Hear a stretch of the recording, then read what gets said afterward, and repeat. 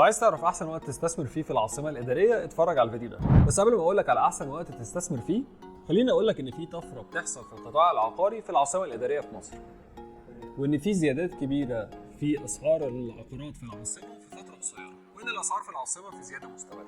فمثلا متوسط سعر المتر السكني في العاصمه الاداريه في 2022 كان من 6000 ل 8000. دلوقتي في نص 2023 بقى متوسط سعر المتر السكني 14000 جنيه. فالاسعار في العاصمه الاداريه في صعود مستمر، والصعود ده بيأثر على اسعار الوحدات كلها سواء كانت اداريه او تجاريه او سكنيه. كمان معروف ان العاصمه الاداريه لما تكمل وتشتغل والمونوريل يشتغل والتاريخ المقترح لتشغيله في اخر 2023 هيحصل نقله نوعيه في القطاع العقاري ككل في العاصمه الاداريه، واسعار الوحدات هتزيد بشكل كبير جدا.